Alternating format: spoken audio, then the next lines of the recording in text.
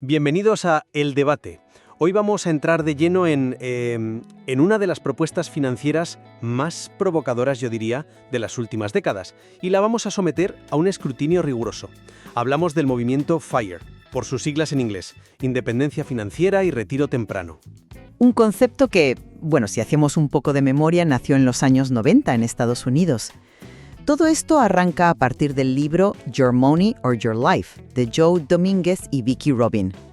Y la premisa es tan simple como radical, controlando drásticamente los gastos y ahorrando un porcentaje altísimo de tus ingresos, puedes vivir de tus inversiones sin depender jamás de un empleo tradicional. Exacto.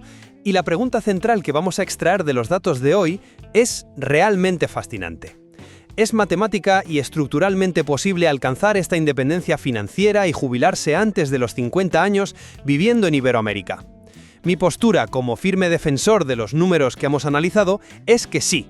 Gracias al arbitraje geográfico, el bajo coste de vida de la región y la democratización tecnológica de las inversiones, la jubilación anticipada allí es una realidad matemática comprobable y totalmente viable. Pues yo lo veo desde una perspectiva diametralmente opuesta, la verdad. Aplicar la famosa regla del 4% estadounidense en una región que está marcada históricamente por una altísima volatilidad cambiaria, inflaciones de 2 dígitos y déficits estructurales alarmantes en salud y pensiones, representa un riesgo sistémico. Para mí estoy convencida de que es un riesgo demasiado alto como para considerarlo un modelo viable a largo plazo. A ver, para establecer los cimientos de nuestra discusión, creo que tenemos que mirar primero la base matemática de la propuesta. La viabilidad del movimiento FIRE en Iberoamérica no se basa en un pensamiento mágico ni en ser excesivamente optimista. Se basa en asimetrías económicas que podemos medir de forma objetiva. El coste de vida en muchas ciudades de la región permite una reducción drástica del capital que necesitas acumular. ¿Te refieres al volumen total de la cartera, claro? Eso es, el tamaño de tu portafolio.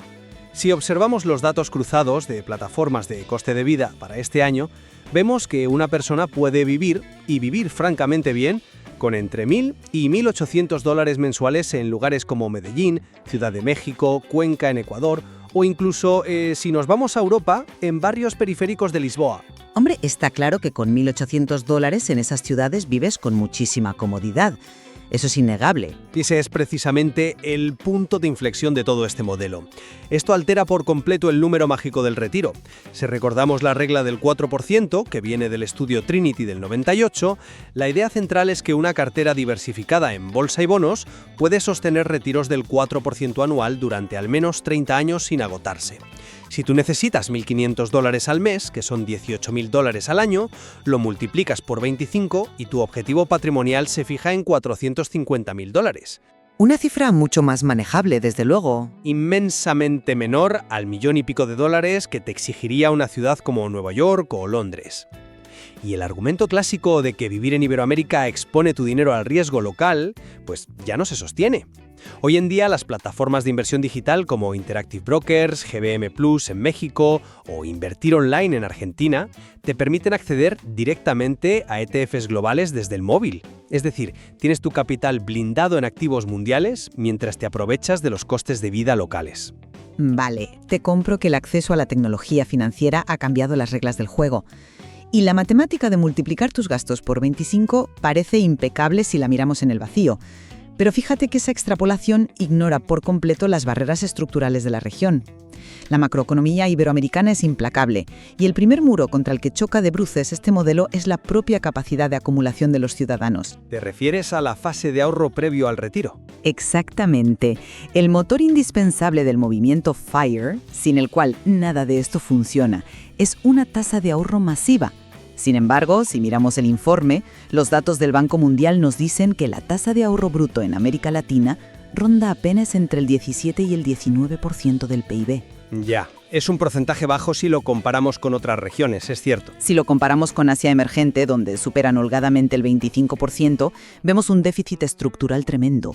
Y esto no es simplemente que el ciudadano iberoamericano carezca de disciplina financiera o se lo gaste todo en ocio.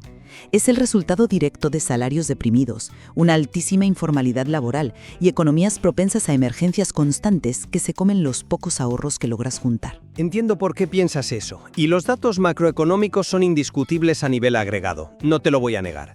Pero déjame darte una perspectiva diferente sobre cómo impacta realmente esa volatilidad en el individuo concreto que busca la independencia financiera. El arbitraje geográfico es precisamente la herramienta que neutraliza esas deficiencias estructurales que mencionas. A ver cómo justificas eso frente a inflaciones de 3 dígitos en algunos países. Muy sencillo. El modelo no sugiere que un trabajador que cobra un salario mínimo local en pesos intente alcanzar el número FIRE basándose en esa economía interna. Ahí la matemática sí se rompe, estoy de acuerdo. El modelo FIRE moderno en Iberoamérica se apoya en una desconexión fundamental: ganar en moneda fuerte, ya sean dólares o euros, y gastar en una moneda local más débil. Estamos hablando de trabajadores remotos, entonces. Profesionales independientes, trabajadores remotos, autónomos internacionales. Al residir en Iberoamérica, su poder adquisitivo se multiplica exponencialmente. Su tasa de ahorro personal no está atada a ese 17% del PIB regional que comentabas. Ellos operan esencialmente como microeconomías aisladas de la precariedad salarial de su entorno. En resumen, no se trata de ahorrar con más sufrimiento, se trata de apalancar tu trabajo en la moneda correcta. Si tus ingresos y tus inversiones están en dólares, el arbitraje geográfico actúa como un escudo impenetrable contra la inflación local. Yo lo abordo desde un ángulo distinto. Reconozco, y es evidente que a nivel estrictamente individual, cobrar en euros y gastar en pesos otorga una ventaja competitiva brutal en el día a día. Pero el riesgo cambiario es un arma de doble filo que, francamente, suele subestimarse muy alegremente en estos modelos teóricos. ¿Por qué lo dices? Si tu capital está en dólares o en euros, una devaluación local de hecho te beneficia, porque tu poder adquisitivo en ese país aumenta. Te vuelves más rico en términos locales. Durante la fase de acumulación, sí, te protege y te acelera el ahorro, pero en la fase de retiro la película cambia radicalmente. Nuestro informe señala un dato demoledor.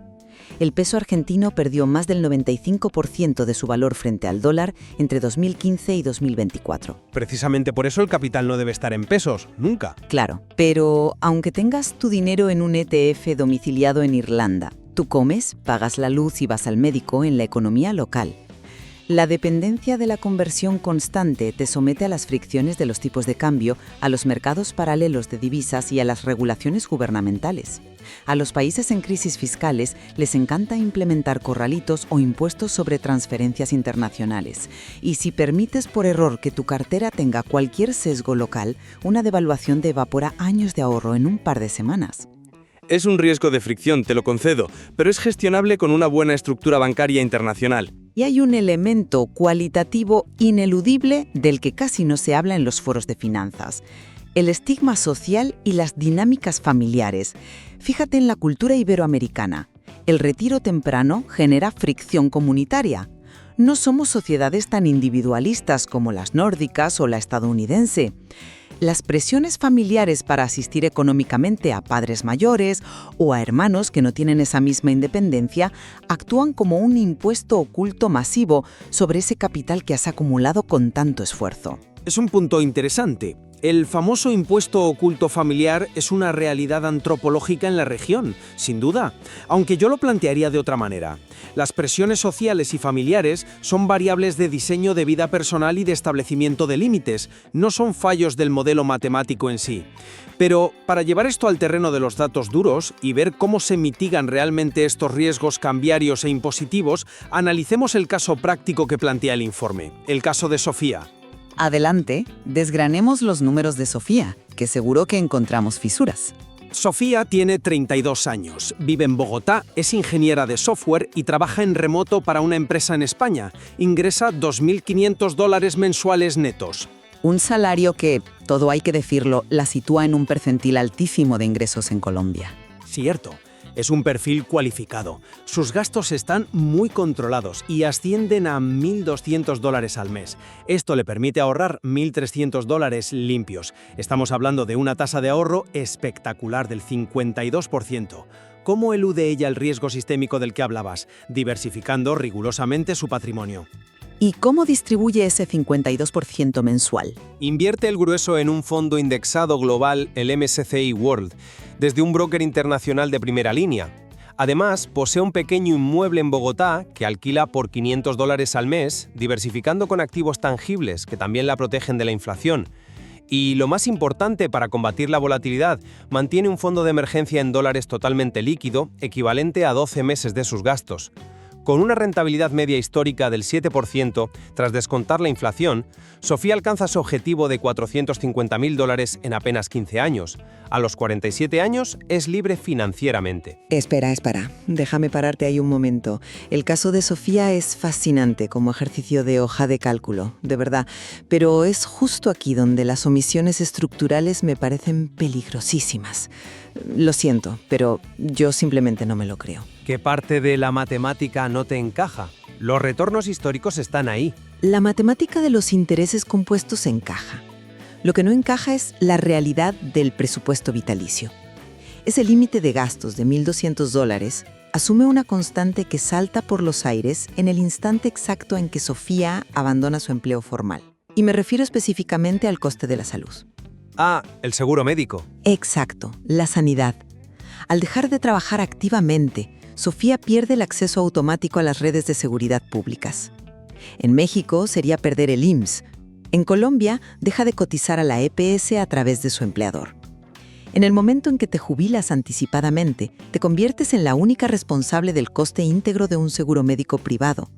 Nuestro material base indica que estas pólizas cuestan entre $200 y $600 mensuales en Iberoamérica para coberturas amplias. Es un gasto importante, sí, pero es previsible e integrable en el presupuesto. Pero fíjate en el impacto real. Si a Sofía le cuesta, digamos, $400 un seguro privado con buena cobertura, su presupuesto mensual acaba de aumentar un 33% de un plumazo. Y lo que es infinitamente peor, las primas de los seguros de salud no aumentan al ritmo manso del 2 o 3% de la inflación general, suben de forma exponencial conforme cumples años. Un presupuesto calibrado milimétricamente a los 32 años será un auténtico castillo de naipes a los 60, cuando los costes médicos se disparen. Lo que nos lleva de cabeza además al riesgo de secuencia de retornos. Paremos un segundo aquí. Creo que es vital detenernos en este concepto para no perder a nadie con la terminología técnica. Para los que nos escuchan, el riesgo de secuencia de retornos no es más que la mala suerte de que la bolsa se desplome justo el primer año en que decides jubilarte y empezar a sacar dinero de tu cartera. Tal cual. Es como empezar a cruzar un desierto y que el primer día tropieces y se te derrame la mitad de la cantimplora. Si justo a los 47 años hay un colapso del mercado, una recesión global y tienes que vender tus inversiones con pérdidas de un 20%, solo para poder pagar esas primas médicas que se han encarecido, estás destruyendo de forma irreversible el capital que tenía que mantenerte viva durante las próximas 3 décadas. El interés compuesto empieza a jugar en tu contra. No me convence esa línea de razonamiento porque asume que el plan financiero de Sofía es completamente estático. Y eso ignora la flexibilidad inherente al movimiento FIRE en su versión más moderna. Es cierto que el coste de la salud se traslada al ámbito privado, pero el número mágico de $450.000 no es un techo rígido de cristal contra el que te estrellas. Es un umbral mínimo de independencia. Ya, pero si los gastos suben inexorablemente, el umbral tiene que subir proporcionalmente. No hay otra. Claro, pero para eso existen los amortiguadores en el sistema. El fondo de emergencia de 12 meses en dólares que mencioné antes está diseñado precisamente para absorber esos años donde el mercado bursátil tiene rendimientos negativos. Evitas vender activos con pérdidas para pagar la póliza de salud porque tiras del efectivo. Y aquí es donde debemos redefinir qué significa realmente la palabra jubilación en este siglo. A ver cómo planteas esto de la jubilación, porque el lenguaje importa muchísimo en este debate. El propio caso de Sofía, nuestro informe establece algo clave. Tras alcanzar su objetivo a los 47 años, ella no planea sentarse en el sofá de su casa a ver pasar el tiempo durante 40 años. Su objetivo es dar clases de programación un par de días a la semana en la universidad local, escribir un blog y viajar. O sea, es decir, seguir trabajando. Significa continuar generando lo que conocemos como ingresos semipasivos o realizar trabajo opcional. Esto inyecta capital fresco mes a mes en su presupuesto, absorbiendo con extrema facilidad cualquier incremento imprevisto como el de la póliza de salud y dejando intacto el capital principal invertido para que siga creciendo. Esa redefinición es muy conveniente, pero altera la premisa original del debate. Si necesitas seguir trabajando obligatoriamente para cubrir déficits estructurales como la sanidad privada, entonces no estás alcanzando la independencia financiera plena ni un retiro temprano verdadero. Yo creo que sí lo es, porque la naturaleza de ese trabajo cambia por completo. Trabajas en tus propios términos. Simplemente estás haciendo una transición de un empleo corporativo a tiempo completo a un modelo de trabajo independiente o freelance, respaldado, eso sí, por un buen colchón de ahorros. Y esto me lleva al riesgo más grave y profundo de todos: el riesgo de longevidad acoplado al enorme vacío pensional iberoamericano. Vamos con el riesgo de longevidad. A ver qué planteas. El estudio Trinity, que es la piedra angular de absolutamente toda la matemática FIRE, fue calibrado meticulosamente para comprobar la supervivencia de un portafolio durante un periodo de 30 años. Está pensado para alguien que se retira a los 65 y vive, con suerte, hasta los 95. Exacto, 30 años de horizonte temporal. Pero retirarse a los 47 años y tener una esperanza de vida razonable hasta los 90 o más implica que vas a depender de ese patrimonio durante 43 largos años. Estás estirando el modelo matemático más de una década más allá de su diseño original. Y aquí viene el golpe de realidad en Iberoamérica. Durante al menos 13 a 20 años, el individuo no tendrá absolutamente ninguna red de seguridad de los sistemas públicos. ¿Te refieres al periodo de carencia hasta la edad de jubilación legal? Ese famoso desierto de 2 décadas. Ya sea el modelo de reparto de España o Argentina, las AFP en Chile, las Afores en México o el modelo dual en Colombia, el acceso a esos fondos estatales o privados obligatorios está bloqueado o severamente penalizado hasta que llegues a la vejez. Estás cruzando un desierto de 2 décadas completamente solo. Hacer eso es como hacer equilibrismo sin red. Asumes ciegamente que el mercado global no sufrirá una década perdida justo cuando más vulnerable eres y no tienes al Estado para respaldarte. Entiendo perfectamente la gravedad del riesgo de longevidad, y es indiscutible que prolongar el horizonte de retiro a más de 40 años somete cualquier cartera a una tensión adicional importante. Sin embargo, los análisis de sensibilidad que se han hecho en años posteriores al estudio Trinity demuestran que es un problema solucionable. Ajustándole la tasa de retiro, imagino. Exacto. Si tienes una cartera equilibrada y ajustas la tasa de retiro inicial, digamos al 3,5% en lugar del histórico 4%, o si la complementas con esa generación de ingresos semipasivos de la que hablábamos, las tasas de éxito de supervivencia del portafolio rozan el 100%, incluso en horizontes de 50 años vista. Y respecto al desierto pensional iberoamericano que mencionas, la verdad no creo que sea un defecto del plan FIRE. De hecho, yo diría que es la razón de ser del plan. ¿La precariedad del sistema público justifica asumir todo el riesgo a nivel individual? Justifica tomar el control. Las personas en la región que adoptan esta filosofía lo hacen porque asumen, con bastante lógica si miramos las presiones demográficas, que las pensiones públicas de reparto o los sistemas de capitalización estatales van a ser totalmente insuficientes o que sufrirán recortes severos para cuando ellos lleguen a los 65 años. Bueno, eso es innegable. Las pirámides demográficas no mienten. El sistema está bajo una presión brutal. Precisamente. Al tomar las riendas de su propio capital a través de brokers internacionales y de activos tangibles como los inmuebles, están construyendo su propio fondo de tensiones soberano. Y sobre lo que decías del trabajo opcional, el hecho de que el retiro no implique no hacer nada no desvirtúa la independencia financiera. Eliminar la obligación de generar ingresos por mera supervivencia para pasar a trabajar por elección, por interés intelectual o por un propósito vital es la verdadera esencia de la libertad financiera. Es innegable que tomar el control proactivo del ahorro frente a la tremenda incertidumbre de los sistemas de pensiones es una medida de prudencia elemental hoy en día. Te lo reconozco.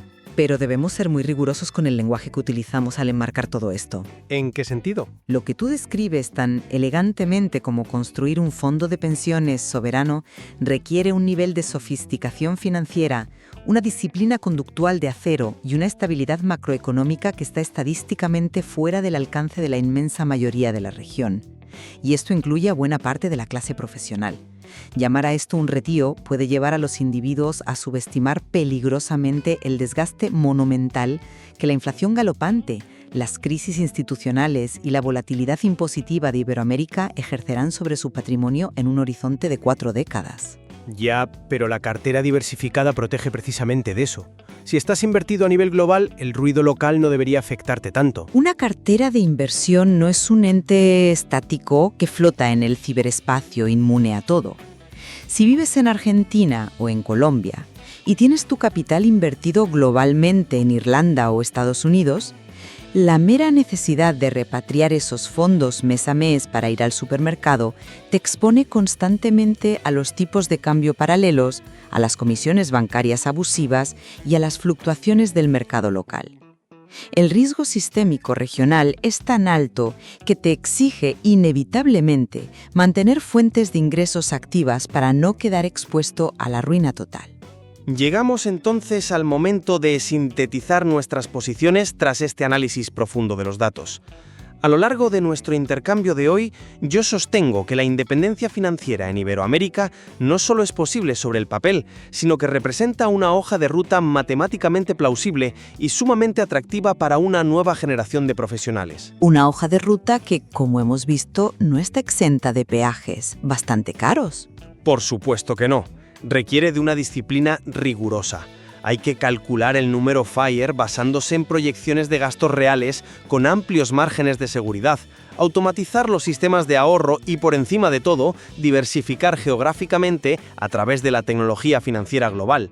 Pero las asimetrías de los costes de vida entre ganar en monedas fuertes y residir en ciudades como Medellín, Buenos Aires o Lisboa otorgan una ventaja competitiva masiva. Esta ventaja reduce radicalmente los requerimientos de capital y permite escapar del ciclo tradicional del empleo muchísimo antes que en el primer mundo. Y desde mi perspectiva, el análisis revela que, si bien esta acumulación intensiva de capital indiscutiblemente te otorga una resiliencia y una libertad de elección envidiables, etiquetar esto como un retiro absoluto o una jubilación temprana inquebrantable en Iberoamérica es totalmente ilusorio. Por las fricciones constantes que comentabas. Exactamente. Las fricciones estructurales de nuestras economías, la inflación indomable, la ineludible pérdida de los seguros públicos de salud al dejar el mercado formal y la inestabilidad institucional exigen un nivel de defensa patrimonial constante. Esto hace que el riesgo de longevidad sea un peligro siempre presente y muy real. El individuo en esta región no puede permitirse el lujo de la desconexión total. Está obligado a mantener un papel activo en la generación de ingresos y en la gestión táctica de su capital si no quiere que décadas de desprotección estatal lo acaben llevando a la quiebra. Dicho esto, creo que ambos encontramos puntos de convergencia muy significativos en los datos que hemos explorado hoy. Estamos completamente de acuerdo en una premisa fundamental. Depender de manera exclusiva de una sola economía local en la región para tus ahorros es una estrategia financieramente letal. La diversificación global ya no es algo opcional para nadie, es un imperativo absoluto de supervivencia. Fíjate que en eso estamos 100% de acuerdo, es de cajón. Y también coincidimos plenamente en que cualquier transición hacia este modelo de vida exige un diseño absolutamente consciente. Alcanzar un número alto en la pantalla de una cuenta de corretaje sin tener un propósito vital claro para las siguientes 4 décadas es la receta perfecta para el aburrimiento existencial y, paradójicamente, para desarrollar una ansiedad financiera crónica. Así es. Por tanto, no declararemos hoy que el modelo FIRE en la región sea una utopía inalcanzable, ni tampoco le pondremos la etiqueta de garantía infalible e impermeable a los sobresaltos macroeconómicos. Dejamos a quienes nos escuchan la tarea de reflexionar sobre todos estos datos que hemos puesto sobre la mesa y decidir si la recompensa de tener un control absoluto sobre su propio tiempo justifica el asumir y gestionar estos innegables riesgos estructurales. Sin duda hay muchísimo más por explorar en el material original, especialmente en los detalles más técnicos sobre cómo proteger específicamente el capital frente a entornos de alta inflación o las mecánicas concretas para estructurar esa diversificación mediante inmuebles y renta fija global. Ha sido un intercambio fascinante y muy necesario. Hasta la próxima en El Debate.